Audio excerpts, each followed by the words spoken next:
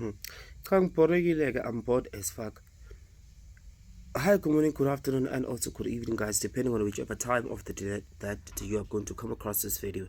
Guys, if you did not know, Donell Mbele was recently accused by his ex-girlfriend of R and R-ing her, and also he also admitted kumalentuzana on his the conversations that they allegedly had.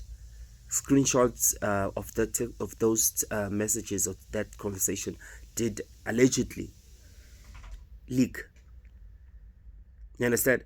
And this is not this guy's first incident like this where he does something like this, and he is also even physically abusive.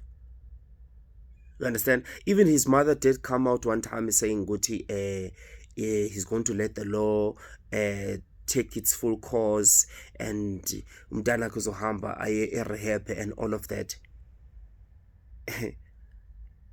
Irehab ayifuneki, guys. I'll tell you why. Let me just show you a video of him when he was in court, and then uzombona yazi ngathi son ngathi remorseful, ngathi I do not know. Check out this video and then we'll talk. Oh, okay. All right. You may sit down now. Case number RC26. Can I quickly verify? 260, Your Worship, 2025.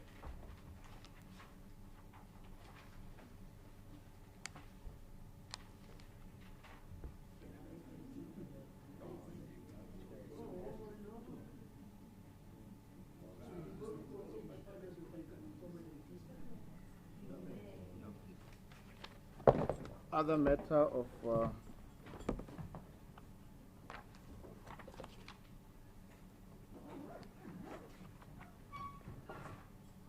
Wilken. Mr. Wilken's matter. Do you see that video? Uyambon?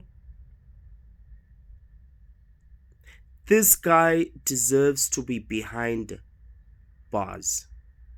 Period. There's an article that I came across. There are a lot of articles that I came across, so it's about that time of the video where I have to read. Oh well. So this article goes, only God can judge me. Donell Mbele shares another post. This guy, where is that post? Check this out.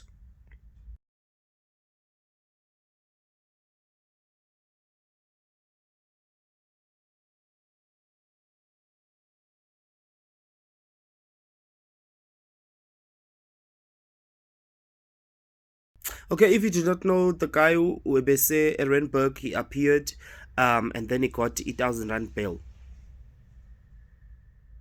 So he's out.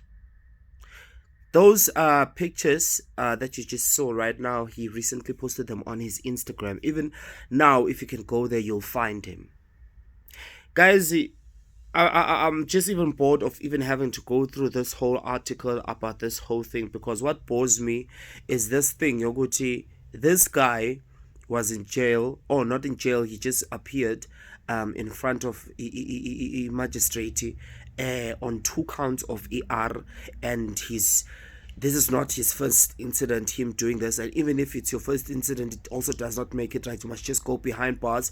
As much as your mother even came out saying ukuthi wena ilo izothatha ikhozi, wena uzothola isibhakela, or wena uzoba right, uzoyiswa ilentuzaneni. And yes, you grew up or you did see some form of abuse as you were growing up that was happening kumamako or to anyone around you. Ukujajwa ngenaphi la? The nerve that this guy has. The nerve that this guy has. He's going to be appearing footing A10 lentuzana enkantolo. Allegedly, that's what was said. Because it's also going to be appearing in Encantor. The nerve that this guy has, you abusing Ganzabantu Lapan. You're shying Ganzabantu. After you do all of that, you have the nerve of saying that only God can judge you. So what you are doing is okay. People must just mind their business and back off. What you are doing is okay. It's fine. Because that's a song that he used Gulele Ntuzana yakhe. So that's okay.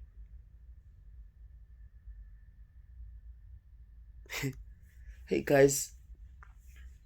Kanti ubani victim la? Ubani victim? Mina I just want to understand, because mina nami ngathi sengilost la ningithi. No, this guy has to go behind bars, bafethu. It's like this thing ukuthi umuntu abosh. Amoshe emphakathini. Abosh. O umuntu abulala umuntu emphakathini bese yaboshwa. Athi mayiqeda kuboshwa, one, athola isigwebo esincane. Mayiqeda athola isigwebo esincane. How? Sithi sathi umuntu usathola isigwebo esincane. Hayi, nami adlule la ekhaya. Alokhu edlula la ekhaya futhi uzoyadelela njalo futhi. Lapho uthola ukuthi ubulale umuntu or something. Kanjani? Lento iyafana nale. Kuthi umuntu uzogowa ayowona amoshe wherever he's moshing, and then come back and have the nerve yokuhleka. Phela lo muntu uyahleka lo. Not in so many words. Uyahleka. How uyahleka uToni? Even nale post yakhe le ethi no weapon forged against you. Weapon kanjani ngoba you are the weapon forged against everyone. All these kids. You are that weapon. Here's this message. This foolish, fucked up, useless message. Check out this message.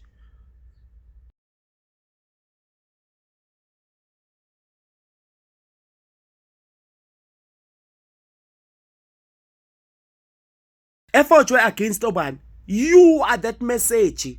You are that message. You showing us a picture, a picture of a Bible, a picture of you getting baptized, a picture of you going under us goopy. That does not mean anything. The only thing that you need to be taught a lesson.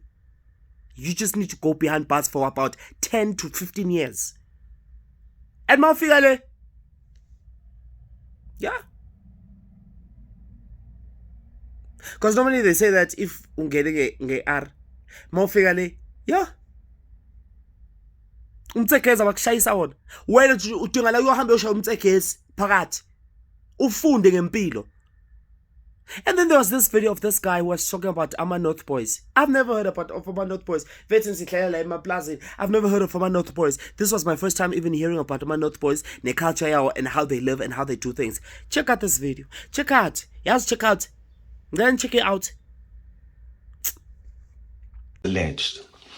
I think it is very hypocritical of us as a society to get shocked by the existence of people like Donell Mbele, or at the very least get shocked that people like Donell Mbele are accused of the crimes that they're being accused of committing, such as GBV and rape, because a lot of us are fully aware of how North Boys are raised and socialized in such a slimy, demonic, and sinister way that their environment ensures that it is written in their destiny that they will end up as rapists. Not know what a North Boy is, I will explain it to you. Yes, it might have originated in the north of Johannesburg, but now the North Boy movement, or the North God Illuminati movement, has become an attitude. It's become a mindset, because you can find North Boys in Besonia, you can find North Boys in Cape Town, you can find North Boys in Bedfordview, you can find North Boys in Mooikloof, you can find North Boys in Balito. Spot them from their social media presence.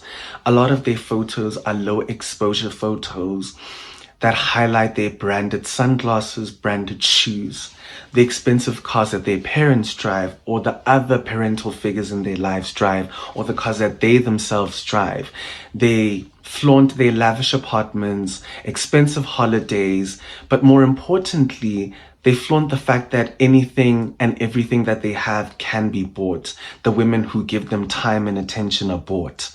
The friends that they have are bought. The elaborate parties that they throw are filled with people that they don't know. People who just are dying to get an inch of their sense, their time, their space. People who would literally faint if these people touch them with the fingertip. Like failures. These are the boys who are never present at academic prize givings. These are the boys who are never present at debating. These are the boys who matriculate with a dry blazer. These are boys who are never present at debating, at public speaking. These are boys that will never do anything outside of getting in trouble. It's coming from a place of envy. Maybe if I was 15, definitely it would be coming from envy, because I had always craved to be invited to these spaces. But as soon as I was deemed cool enough to interact with them, I realized just how dark and twisted that world is, and I never want to be associated with or involved with people of that nature ever again. Boys have very surface level relationships with their parents. Their parents do not represent people who are nurturers and discipliners and people who are meant to show them the right path to take. Their parents represent people who help them avoid to take accountability. When they have any disciplinary disputes at school, instead of their parents going there with an open mind and an open heart to, receive the criticisms coming from educators as well as their complaints, their parents simply say, "Do you know who I am?"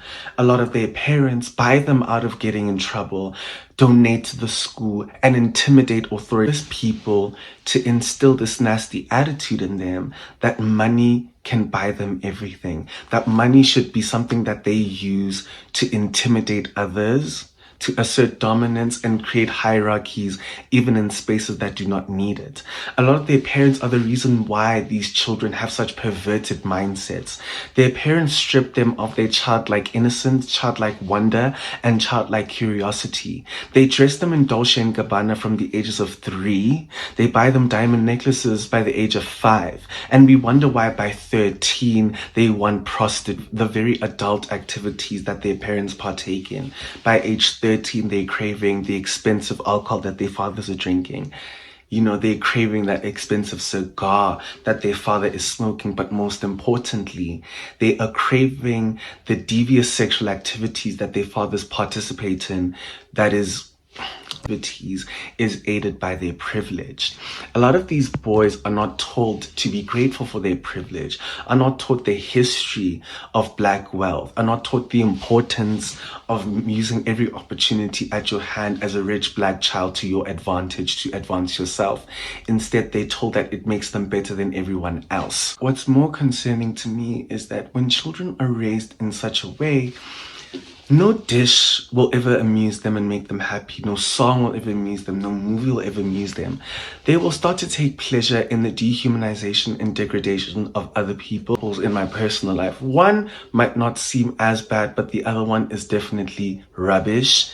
The first one being a North boy that I went to school with made 2 people fight each other for a seat at his table. Made people beat each other up for a chance to get invited to his celebration, a birthday celebration.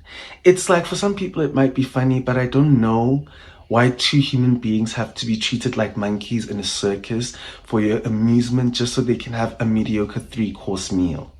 And the other example is let me just say, it's not for sensitive viewers, so feel free to skip this next part. But a group of North boys hosted a party when we were probably in grade 10 and essentially admitted to raping someone. They said there was a girl who was semi-unconscious and sort of passed out from alcohol, and they locked themselves in a room with her and took turns on her. Someone who is unconscious because of drinking too much alcohol, especially because you're young and your tolerance is probably low, cannot consent to that. So you didn't take turns on her, you didn't run a train through her, you raped her. Of these elaborate house parties that these North boys throw are meant to mimic orgies. They're filled with drugs, they're filled with alcohol, they're filled with a bunch of underage children getting naked with each other. And I know the other day you guys were accusing me of liking purity culture. I know that I'm not into it. And so if you want to label me as that, go ahead. But there's absolutely nothing normal about underage children being drunk, being high off their mind, and having sex with each other. There's nothing normal about that. And I think it's also important to note that Donell's victim is 17 years old. He is 23 and she is 17. And before the band of South African men who are going to come and tell me about the age of consent come here and act stupid in my comment section, that is not normal. As a person over the age of 21, you do not have any business dating a teen. A lot of groomers are calculated repeat offenders, just like how Donell, this is not his first allegation. They target people who are vulnerable, younger, who are unpopular, have weird family dynamics of their own, right? Not supervised properly, who lack confidence, who have low self-esteem, or children who are already survivors and victims of abuse themselves prior to them gaining access to the inappropriate relationship model where the groomer, because of their connectedness, their wealth, their power, they can assert dominance and control over their victims, maintaining control. A lot of them threaten the victim even in ways that the victim doesn't consider to be a threat. They threaten to harm you, themselves, those closer to you, but also they blackmail you emotionally. They tell you that they're not eating, they feel guilty, they're not sleeping, they're beating themselves up over what they did to you. I mean, if you are like me and saw the text message exchange between him and the victim, you'll know that he used me the most in that text message exchange, as well as the comments I've seen from South African men on this issue, on this specific case, is that I can tell that rape culture is being perpetuated. I can tell who's perpetuating it, and I can see how they're perpetuating it. So a lot of men said that, well, he has status, he has money, he's handsome, he's young, and I quote, "Dikuku di ngata, ka be a thotse a e batlang," which is such a rapey ass statement to make, because your power, your status, your age, your looks still do not entitle you to having unlimited access to a woman's body. It's gonna take us a very long time to undo the effects of the patriarchy in this country, as well as dismantle rape culture when people don't even think that rape exists. A lot of men truly are confused by the idea of being held accountable for rape because they think that their masculinity entitles them to women's bodies. They think their money, their status, all of those things give them consent, even though their sexual partners haven't physically and verbally consented to having sex with them. Access to a woman's body is their birthright by virtue of being men. So how can you convince them that they are rapists when this thing that they've committed is something they believe they're entitled to do? Dangerous to me and very crazy to me that Donell is perpetuating the same cycles of abuse that his own mother was in. Like, his own mother has stated that she was in an abusive situation from the ages of 17 to 26. Her brain wasn't even baked yet. She didn't even know herself. She was vulnerable. She was taken advantage of. She is a victim. And this is also why I really hate it when people say that, well, you should care about rape because what if it was your mom? What if it was your sister? What if it was your cousin? We shouldn't care about their victims because of their proximity or relationship to us. But more importantly, men have shown time and time and time again that their relationship to other victims, their relationship to their victims does not matter. Men do not care if the abuse has been experienced by their sister before. Their men do not care if the person they're abusing is someone's sister. They do not care. We're saying that he needs to experience the full extent of the law. He needs to hear the music. The church bells must ring for him. She has said she's tried therapy, rehabilitation, at-home conflict resolution. And And South African men are still blaming her that she wasn't at the court appearance. Oh, United Front. No, no, no, no. From earlier on that a lot of South African men, when they have debates about raising boy children, again, do not want people who are nurturers, do not want people who discipline, do not want people who leave their kids to be held accountable. They want people who will teach their boy children that it's okay to get away with bad things. That his first response after the first round of allegations was to turn to Christianity. This is proof that Christianity will always be a safe haven for men who are abusers, who are rapists, who are pedophiles, who are just, it will always be a safe haven for them, because shoot me for this, I don't care. I do not believe that men are capable of loving God sincerely. I don't think men are capable of loving higher beings, divine beings sincerely. A lot of men use religion as a tool for manipulation and as a tool to get away with very bad things, as a tool to lie, as a tool to scheme, as a tool to assert dominance, as a tool to be a terrible person. Faith and never questioning yourself in Christianity is the reason why so many men within that religion struggle to reflect on their actions, their impact on others. Donell simply made a highlight dedicated to Jesus and Bible verses, and as I mentioned earlier, does not understand what a single one of those things mean, what a single one of those verses mean, just repeated them, just memorized them, just crammed them, but cannot apply them practically to his life. And it's crazy because a lot of those men who memorize those verses do not know how to treat other people as human beings. God, it's men know the concept of turning the cheek when it's their offenses, but they would never be as forgiving if these things were done to them or to their children or their daughters or their girlfriends. Mina, all I can say, I hope this video will be more or less something that might warn and also open our youngsters' eyes. Because now there's also a movement of this, with this movement of North Boys and all of that. Already this country is dealing with a lot of GBV and all of that. Now nama movements, there are also now these new movements of where teenagers are taking advantage of other people who are most especially less fortunate. No, guys, focus on school.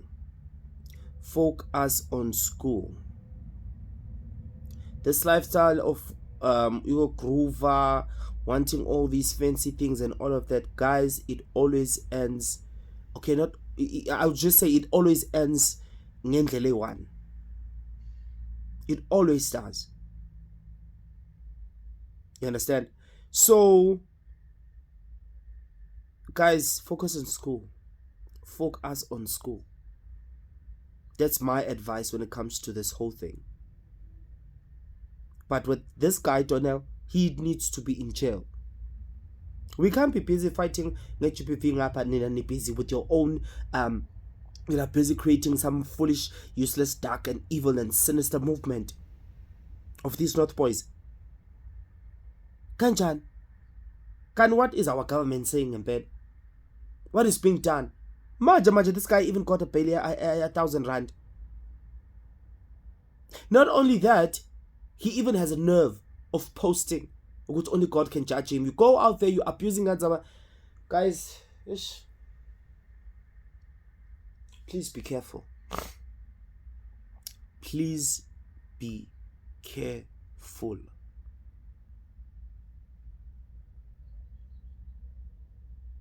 And also, some girls do have this thing, no, maybe that girl, I'm better than that girl. That girl there is like this, that. Yay. Leyo ngqondo. Into ukuthi wena, especially when he will not do this to you, when you are like this, it is not worth it. It is definitely not worth it. Tell me what you think about this whole video down below.